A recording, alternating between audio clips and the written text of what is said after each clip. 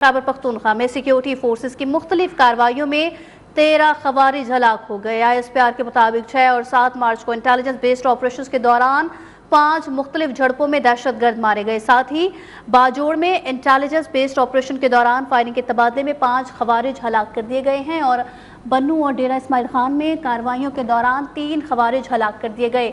आपको बताएं कि खैबर और जनूबी वजीरिस्तान में सिक्योरिटी फोर्सेस ने मजीद 5 खवारिज को जहन्नुम वासिल किया और हलाक खवारिज से असलहा गोला बारूद भी बरामद हुआ है। अपने नाज़रीन को बता रहे हैं इस खबर के हवाले से कि बन्नू और डेरा इस्माइल खान में कार्रवाइयों के दौरान 3 खवारिज को जहन्नुम वासिल कर दिया गया है। और आपको ये बताएं कि खैबर और जनूबी वजीरिस्तान में सिक्योरिटी फोर्सेस ने हलाक खवारिज से असलहा और गोला बारूद भी बरामद किया गया है।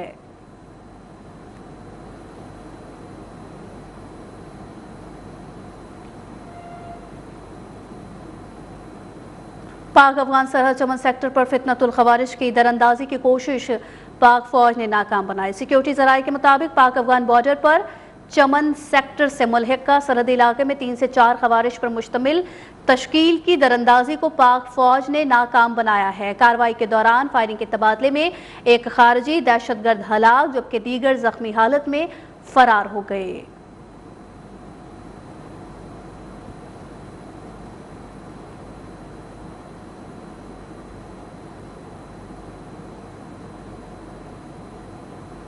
ईरान पर इजरायली और अमरीकी हमले नवे रोज़ में दाखिल हो गए। कुछ समय 3 इलाकों में हमलों से फ्यूल डिपो मुतासिर और साथ ही तेहरान के जनूबी में रिफाइनरी में आग भड़क उठी है।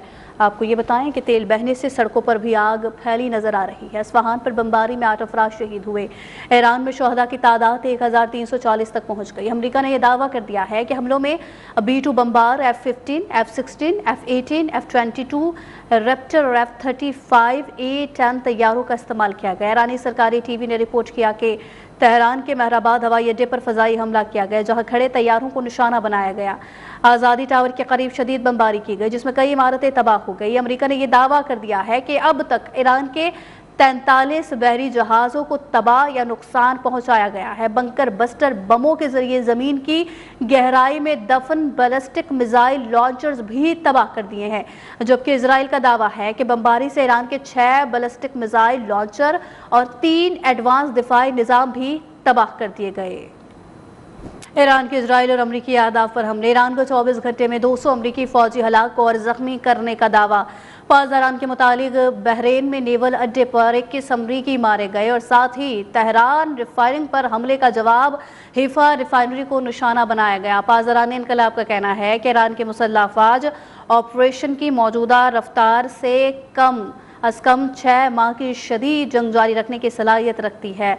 फॉरेस्ट न्यूज़ एजेंसी के मुताबिक पासदारान इनकलाब के तर्जुमान अली मोहम्मद नाइनी ने यह कहा है कि अमरीकी और इजरायली अड्डों और तनसीबात में 200 से जायद मकामात को निशाना बनाया गया है, जिनमें से तकरीबन 60% इलाके में अमरीकी अड्डों के खिलाफ और 40% इजरायली अहदाफ के खिलाफ इस्तेमाल हुए। उन्होंने यह दावा किया कि अब तक ऑपरेशन में इस्तेमाल होने वाले मिसाइल ज़्यादातर पहली और दूसरी जनरेशन से ताल्लुक़ रखते हैं और अगले मरहले में ज़्यादा जदीद और कम इस्तेमाल किए जाने वाले तवील फासले तक मार करने वाले मिसाइलों का इस्तेमाल करते हुए नए तर्ज के हमले एजेंडे पर अमल पैरा होंगे।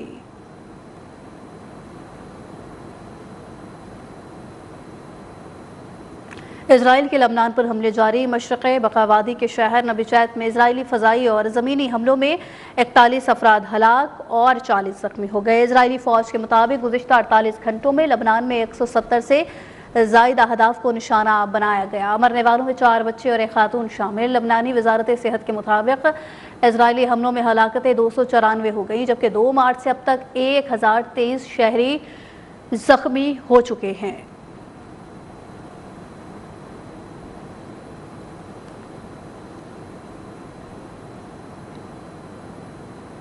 कुवैत के सोशल सिक्योरिटी दफ्तर पर ड्रोन हमले में 2 सिक्योरिटी एहलकार जामक हो गए। कुवैती हुकाम के मुताबिक सोशल सिक्योरिटी दफ्तर पर ड्रोन हमले से आग भड़क उठी है। हमले से इदारे की मरकजी इमारत मुतासिर हुई। एयरपोर्ट के फ्यूल स्टोरेज एरिया पर भी ड्रोन हमला हुआ है, जहां जानी नुकसान की तफसीलात सामने नहीं आए। कुवैती हुकाम ने 3 बैलिस्टिक मिसाइल गिराने का दावा कर दिया है और सूरत हाल को कंट्रोल में ले लिया है। जी हाँ, सिक्योरिटी सख्त कर दी गई है।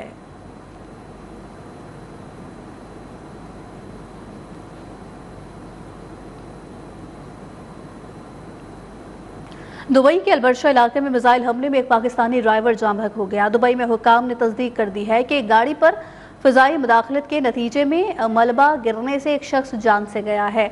दुबई मीडिया ऑफिस ने अपने एक्स अकाउंट पर यह बताया है कि वाक़या फ़िज़ाई दिफाई कार्रवाई के दौरान पेश आया। बहरीन में भी ईरानी हमलों में 3 अफराद जख्मी हो गए। हुकाम के मुताबिक ड्रोन हमले में साफ पानी के प्लांट को नुकसान पहुँचा है।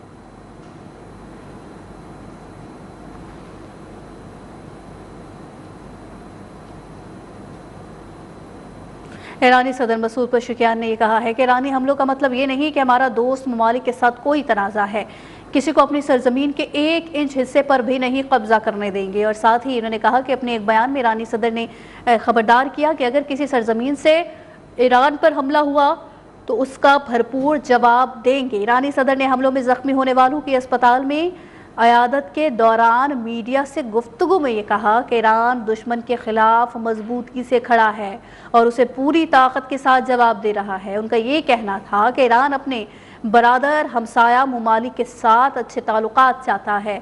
ईरानी हमलों का मतलब ये नहीं कि हमारा दोस्त ममालिक के साथ कोई तनाज़ा है। तमाम मुश्किलात के बावजूद हम सब मुत्तहिद हैं।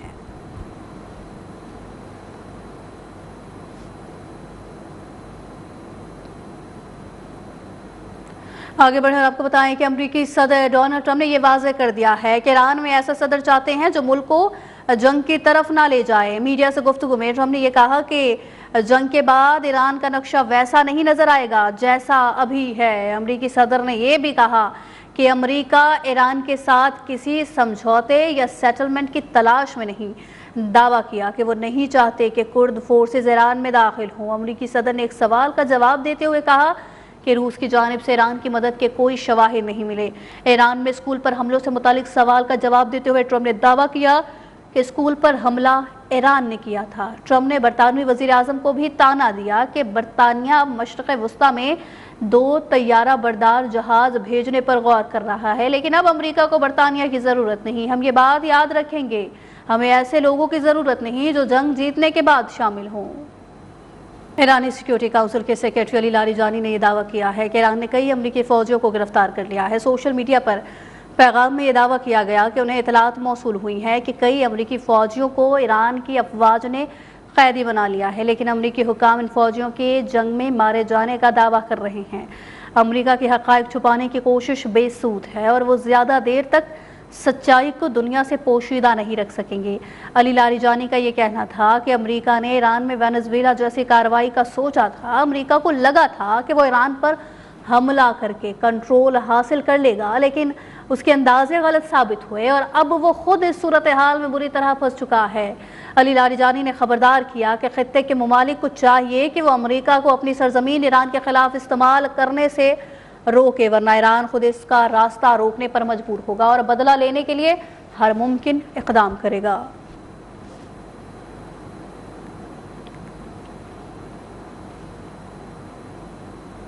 अमरीकी फ़ौज ने ईरान की जानिब से अमरीकी फ़ौजियों को कैदी बनाए जाने की खबरों की तरदीद कर दी। तर्जुमान अमरीकी सेंट्रल कमांड और अमरीकी बैरियर के कैप्टन ने यह कहा कि किसी अमरीकी फ़ौजी को ईरान ने कैदी नहीं बनाया है। ईरानी हुकूमत झूठ और धोखा देने के लिए हर मुमकिन कोशिश कर रही है।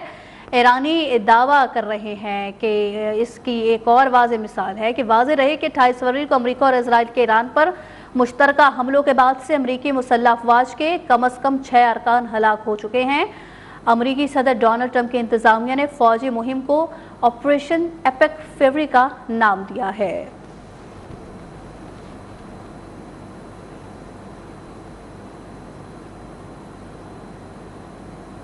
कुवैत में ड्रोन हमले में हलाक 6 अमरीकी फ़ौजियों की लाशें अमरीका पहुंचा दी गई। अमरीकी सदर ट्रंप ने हलाक फ़ौजी ताबों को सलामी दी। रियासत डेलावेयर के डोर एयरफोर्स बेस पर ताबूत मुंतकली के मौके पर ताज़ियती तकरीब हुई, जिसमें अमरीकी सदर डोनाल्ड ट्रंप और खातून अव्वल मिलानिया ट्रंप, नायब सदर जेडी वैंस समेत आला हुकाम ने शिरकत की। अमरीकी सदर ट्रंप ने हलाक फ़ौजी अहलकारों के अमरीकी परचम में लिपटे ताबूतों को इस वक्त सलामी दी जब उन्हें फ़ौजी तैयारे से उतार कर बाहर ला जाया जा रहा था। ट्रंप ने हलाक फ़ौजियों को खराज अक़ीदत पेश किया और साथ ही याद रहे कि अमरीकी फ़ौजी कुवैत के पोर्ट शुएबा में मारे गए थे।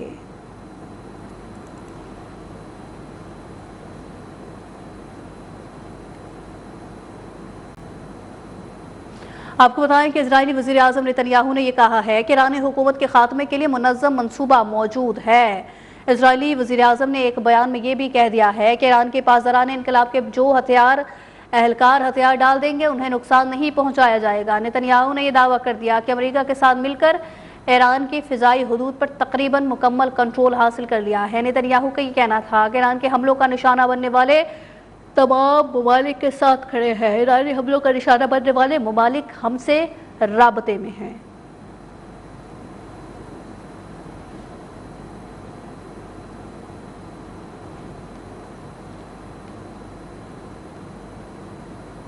चीन ने अमेरिका और इजराइल के ईरान पर हमलों की मुखालिफत कर दी है। हमले फौरी तौर पर बंद करने का मुतालबा भी कर दिया।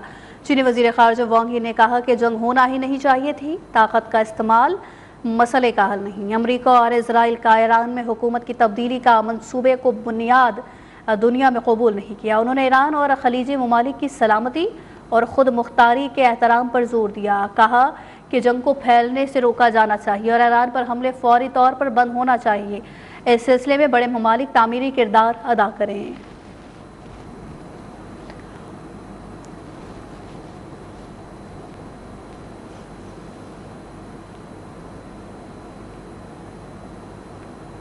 सऊदी वजारत दिफा ने दावा कर दिया है कि अल-खुर्ज के करीब शहजादा सुल्तान एयरवेज की जानिब एक बैलिस्टिक मिसाइल दागा गया। बयान में यह कहा गया है कि मिसाइल गैर आबाद इलाके में गिरा, जिसकी वजह से एयरवेज को कोई नुकसान नहीं पहुंचा। ताहम बयान में यह नहीं बताया गया कि बैलिस्टिक मिसाइल कहां से दागा गया।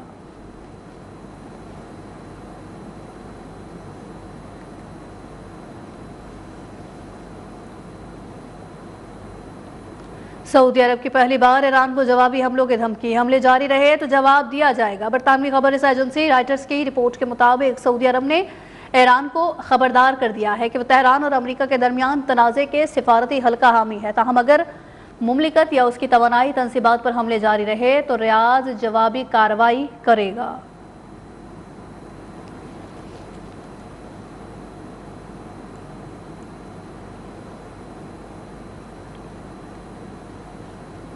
मुत्तहिदा अरब अमारात के सदर मोहम्मद बिन ज़ैद अल नहयान का ईरान जंग के बाद अवामी सतह पर पहला बयान सामने आ गया।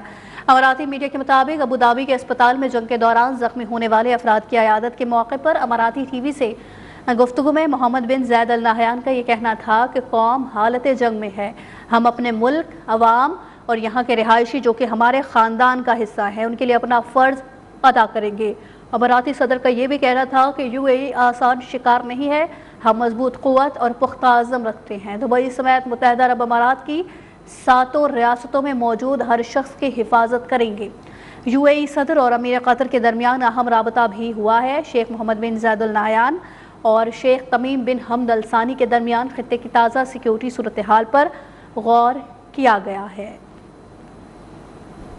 इंसानी हुकूक की तंजीम ह्यूमन राइट्स वॉच ने जनूबी ईरान में प्राइमरी स्कूल पर हमले की जंगी जुर्म के तौर पर तहकीक करने का मुतालबा कर दिया है। तंजीम के एक ओहदेदार का ये कहना है कि इस गैर कानूनी हमले के जिम्मेदारों को कटहरे में खड़ा करना चाहिए और इल्ज़ामात में जंगी जराइम भी शामिल होने चाहिए। ह्यूमन राइट्स वॉच के ओहदेदार ने कहा कि हमला करने वालों को पता होना चाहिए था कि ये स्कूल है और दिन के दौरान यहाँ बच्चे और असातिज़ा हैं। जुल्फ़िकार अली भुट्टो ने पाकिस्तान को एटमी ताकत बनाया और बेनज़ीर भुट्टो ने पाकिस्तान को मिसाइल टेक्नोलॉजी दी। आज कोई ताकत पाकिस्तान को मैली आंख से नहीं देख सकती। सीनियर वज़ीर सिंध शर्जील मेमन का ये कराची में यौम ख़वातीन पर तकरीब से खिताब ये कहा गया कि पीपल्स पार्टी ख़वातीन को खुद कफ़ील बनाना चाहती है। पूरे रीजन में पहली पिंक बस सिंध में चलाई गई। पिंक स्कूटी स्कीम का मकसद ख़वातीन को बाइख्तियार बनाना है। इस पाकिस्तान को एटमी पावर तो शहीद जुल्फ़िकार अली भुट्टो ने दिया, जो एटम बम, जिसकी वजह से आज दुनिया में कोई भी ताकत अल्हम्दुलिल्लाह पाकिस्तान पे मैली आंख नहीं रख सकती।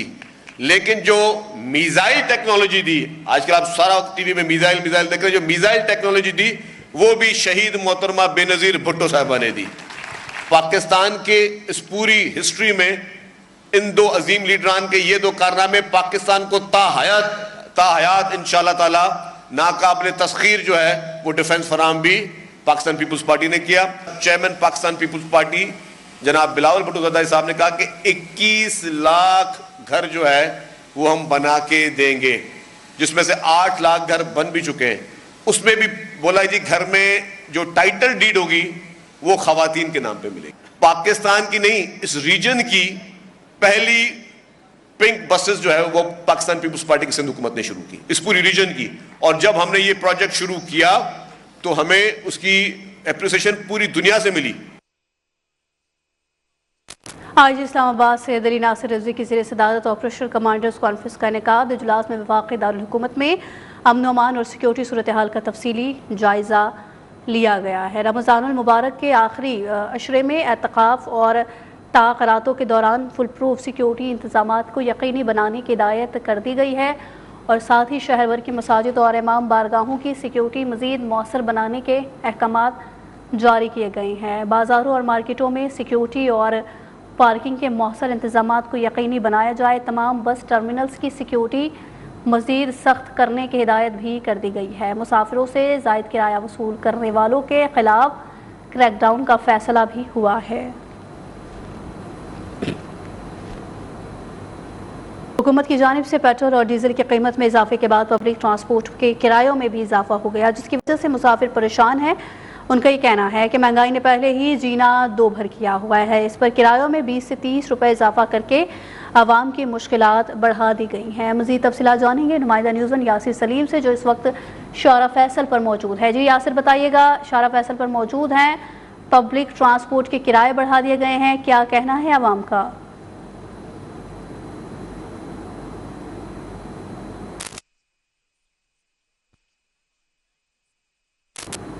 आपको बताएं कि इजराइल जंग के मामलात के बाद कराची में भी 20 से 30 रुपए इजाफे ने मुश्किलात अवाम की बढ़ा दी हैं।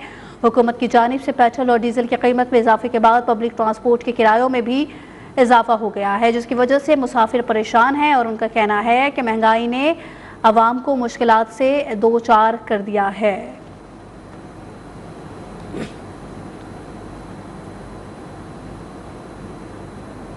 रमज़ान का दूसरा अशरा रुखसत होने को है, मगर राजनपुर के बाज़ारों में सन्नाटा छाया हुआ है। ख़रीदार ना होने की वजह से दुकानदार परेशान है और इस वक्त नुमाइंदा न्यूज़ वन अबू बकर आवान एक गारमेंट्स की दुकान पर दुकानदार के साथ मौजूद है। मज़ीद उनसे जानेंगे। जी अबू बकर, बताइएगा। जी बिल्कुल, अगर बात की जाए इस महंगाई के हवाले से, इस वक्त जो राजनपुर के अंदर भी जो रमज़ान मुबारक का दूसरा अशरा है वो इख्तिताम के करीब पहुंच चुका है, लेकिन इस वक्त हमें जो है मार्केटों के अंदर ख़ास किस्म का इस साल जो है वो रश नज़र नहीं आ रहा। जो मार्केट है वो सुनसान हो चुकी है। इस वक्त मैं एक दुकानदार के दुकान के अंदर मौजूद, इस वक्त एक गारमेंट्स की दुकान जो मालिक है उनसे बात करते हैं। अच्छा, ये बताएगा इस साल कैसा रश देख रहे हैं और महंगाई के बायस ख़रीदारी पर क्या असर पड़ा, और कोई आपने यहाँ पर सेल वगैरह लगाई हुई है? सेल्स भी हमने लगाई है और लाखों करोड़ों की देखे ना इन्वेस्ट करके। अभी कस्टमर आपके सामने नहीं है, हर साल की तरह इस साल भी इन्वेस्ट हमने उसी हिसाब से किए, लेकिन कस्टमर मार्केट में बिल्कुल भी नहीं है। तो महंगाई की अगर बात करें, देखें ना कि आप एक शॉप पे कितने हम सेल्समैन ठहरे हैं, ठीक है, तो इस चीज़ का इन सेल्समैनों पे और मज़दूरों पे भी काफ़ी असर पड़ता है, क्योंकि हर साल में जब भी हम देखते थे अल्हम्दुलिल्लाह मार्केट में रश होते थे इन दिनों में। अब आप देखना कि हमारे पास हर तरह के आइटम है, जेंट्स में यानी कि रेडीमेड में भी और क्लॉथ में भी हर तरह का, लेकिन आपके सामने अभी यानी कि इस टाइम कस्टमर कोई भी नहीं है शॉप पे। जी बिल्कुल, जिस तरह दुकानदार मेरे साथ मौजूद हैं उनको यही कहना है कि इस साल जो रमज़ान साल जो है किसी भी किस्म के यहाँ पर रश नज़र नहीं आ रहा और यहाँ पर जो उनके कारोबार है वो शदीद किस्म के मुतासिर हो रहे हैं। जी बहुत शुक्रिया अबू बकर आवान तफसीलात के लिए।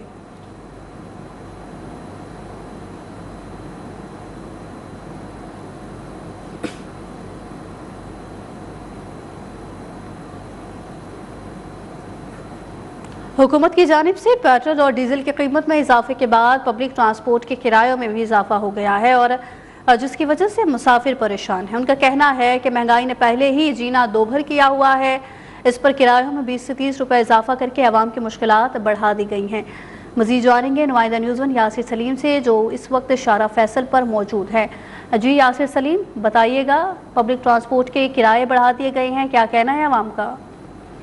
जी बिल्कुल, हुकूमत की जानिब से डीज़ल की कीमतों में और पेट्रोल की कीमतों में इजाफे के बाद जो है वो जो मुख्तलिफ बस रूट्स हैं उनके किरायों में भी जो है वो इजाफा हो गया है, जिसकी वजह से शहरी और जो ड्राइवर है वो खासे परेशान हैं। उनका यही कहना है कि अब जो इतनी कीमतें हो गई हैं उसकी वजह से उनका सड़कों पे गाड़ियाँ निकालना जो है वो बहुत मुश्किल होता जा रहा है। एक पैसेंजर हमारे साथ मौजूद हैं शाहरा फैसल के मुकाम पर, उनसे जानते हैं कि जो किराए बढ़े उस हवाले से क्या कहेंगे।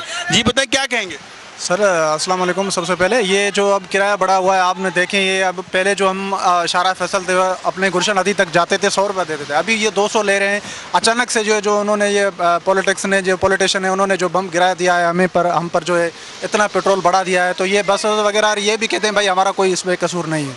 ये जब जैसे ही पेट्रोल की कीमतें बढ़ी हैं तो इसमें से ये जो है ना इन्होंने ये इसको भी बढ़ा दिया है। आप कहाँ जाते थे और आपका कितना किराया पहले लगता था, तो अब कितना लगता है? पहले मैं 100 रुपये देता था शाहरा फैसल गुलशन नदी तक, अभी इन्होंने मुझे 200 चार्ज कर लिए हैं। भाई के पेट्रोल बढ़ गया है, इतना बढ़ गया है, डीजल बढ़ गया है, इससे हमारा कोई फ़ायदा नहीं है, कोई हमारा वास्ता नहीं है, आप हमें किराया दो। मजबूरी है, क्या करें, देना पड़ता है इसलिए। एक पैसेंजर हमारे साथ मौजूद थे और उनका यही कहना है कि पेट्रोल और डीजल की कीमतें जो बढ़ी हैं उसकी वजह से मुख्तलिफ किराए जो बढ़ गए हैं जो हैं वो बढ़ गए हैं। यहाँ पे हमारी बस ड्राइवर और जो पैसेंजर है और ख़ासतौर पर जो कंडक्टर है उनसे बात हुई तो इनका यही कहना है कि कम से कम जो है वो 20 से 30 रुपये जो है वो बढ़ाया जाए, क्योंकि अब डीज़ल इतना महंगा हो गया है और ज़्यादातर जो पब्लिक ट्रांसपोर्ट है वो डीज़ल पे चलती है। तो अब हमने ये भी देखा है कि कराची की सड़कों पे जो है वो जो पब्लिक ट्रांसपोर्ट है वो खासी कम नज़र आ रही है और आइंदा आने वाले दिनों के अंदर जो है वो मज़ीद जो है वो किराया बढ़ेगा। जी बहुत शुक्रिया यासिर सलीम आपका तफसीलात के लिए। सदर आसिफ अली जरदारी और वज़ीर आज़म शहबाज शरीफ ने पाकिस्तानी ख़वातीन को खराज तहसीन पेश करते हुए कहा कि ख़वातीन की शमूलियत के बगैर कोई कौम तरक्की नहीं कर सकती। ख़वातीन के आलमी दिन पर सदर मुमलिकत आसिफ अली जरदारी ने यह कहा है कि कायद आज़म ने ख़वातीन की मसावी शिरकत को कौमी तरक्की के लिए ज़रूरी करार दिया था। शहीद बेनज़ीर भुट्टो की क़यादत पाकिस्तानी ख़वातीन के अज़म की रोशन मिसाल है। कॉकपिट से पार्लियामेंट तक ख़वातीन की खिदमत काबिल तहसीन है। फ़ातिमा जुना और बेगम नुसरत भुट्टो की जदोजहद ख़वातीन के लिए मशअल राह है। मसावी हुकूक से ख़वातीन की तालीम, रोज़गार और तहफ़्फ़ुज़ मुमकिन बनता है। ख़वातीन के ख़िलाफ़ इम्तियाज़ के ख़ात्मे के लिए पाकिस्तान आलमी मुआहिदों का पाबंद है। वज़ीर आज़म शहबाज शरीफ ने अपने पैगाम में ये कहा है कि ख़वातीन के हकूक़ की हिफाजत मुल्क की पायदार तरक्की और कौमी खुशहाली की ज़मानत है।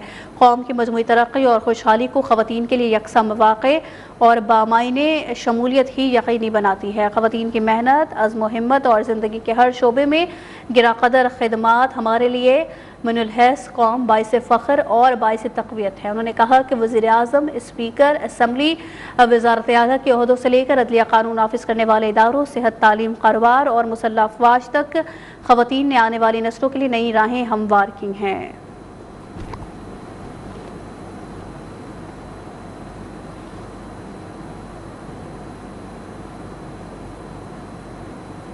पाकिस्तान पीपल्स पार्टी के चेयरमैन बिलावल भुट्टो जरदारी ने आलमी यौम ख़वातीन के मौके पर अपने पैगाम में पाकिस्तानी ख़वातीन की जुर्रत और इस्तकामत और माशरे के लिए गिराक़दर खिदमात हमेशा से काबिल सताइश रही हैं। माशरे की तरक्की का हकीकी पैमाना ये है कि वो अपनी ख़वातीन को कितनी इज़्ज़त, आज़ादी और मौक़े फ़राहम करता है। अपने पैगाम में बिलावल भुट्टो जरदारी ने यह भी कहा कि इस्लामी दुनिया की पहली खातून वज़ीर आज़म शहीद मोहतरमा बेनज़ीर भुट्टो की तारीख़ी मीरास आज भी नई नस्लों को हौसला देती है। पीपल्स पार्टी ने ख़वातीन के हुकूक़ के हवाले से अपने आज़म को सिर्फ नारों तक महदूद नहीं रखा, बल्कि अमली इक़दामात के ज़रिए उसे हकीकत का रूप दिया है।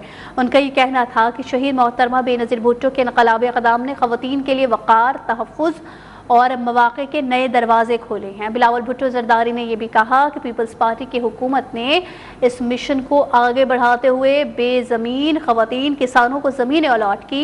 पीपल्स पार्टी ऐसे पाकिस्तान की तामीर के लिए पुरज़्म है जहाँ हर ख़वातीन इज़्ज़त, तहफ़्फ़ुज़ और मसावी मौक़े के साथ ज़िंदगी गुजार सकें।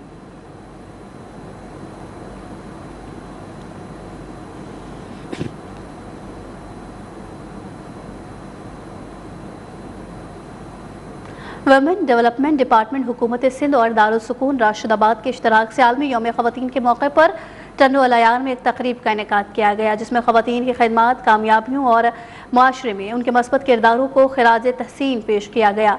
इस पर रिपोर्ट तैयार की है हमारे नुमाइंदा तारिक हमीद अब्बासी ने, और ये रिपोर्ट देखते हैं।